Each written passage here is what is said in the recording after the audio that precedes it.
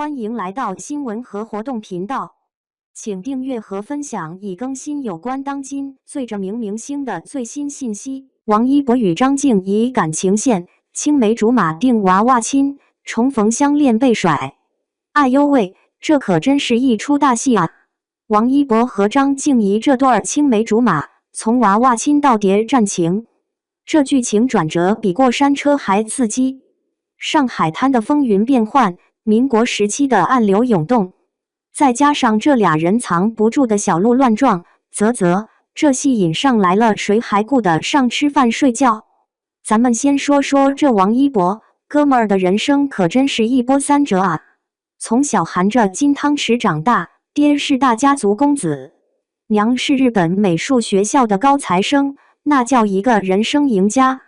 可谁曾想，天有不测风云，人有旦夕祸福，汪家突然就破产了，爹爹还英年早逝，这下可好，王一博从小少爷一下子变成了童工，真是应了那句30年河东，30年河西啊！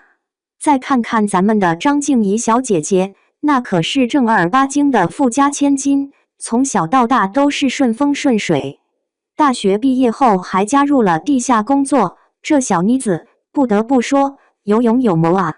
不过话说回来，你说她这么个千金大小姐，怎么就对地下工作这么感兴趣呢？该不会是看多了谍战剧，想来个卧底体验吧？好吗？这俩人兜兜转转，最后在上海重逢了。你说巧不巧？这么大个上海，偏偏就让他俩撞上了。王一博那个眼神，哟呵，简直就是要把张婧仪给盯出个窟窿来。张婧仪呢，表面上装的跟没事人似的，其实心里早就像煮开的水壶，咕嘟咕嘟冒泡泡了。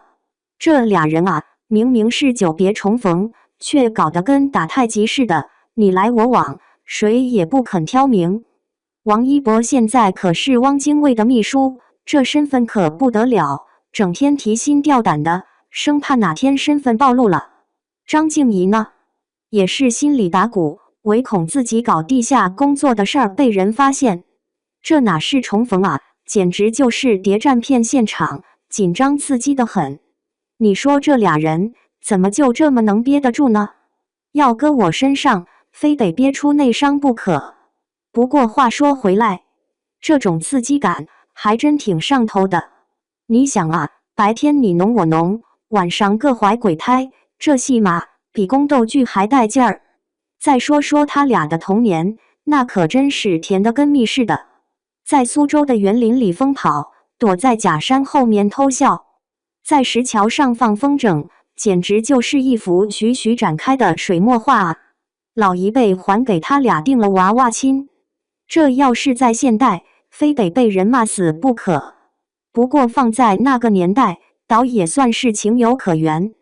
可惜啊，好景不长，汪家一朝落魄，这娃娃亲自然也就黄了。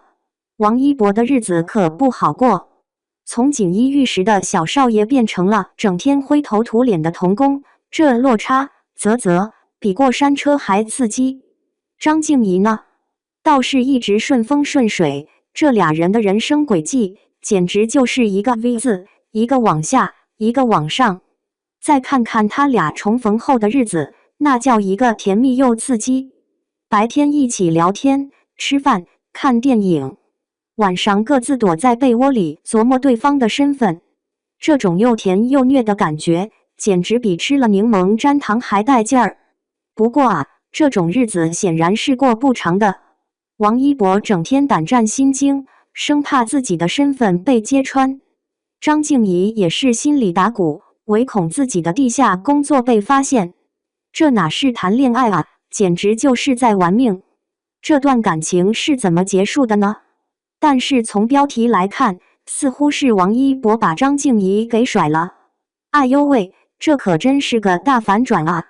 本以为是青梅竹马修成正果，没想到最后却是一场空。这剧情简直比8点档还狗血。如果你是王一博，面对这种复杂的局面，你会怎么选择？是为了爱情放弃一切，还是为了理想舍弃感情？对此你怎么看？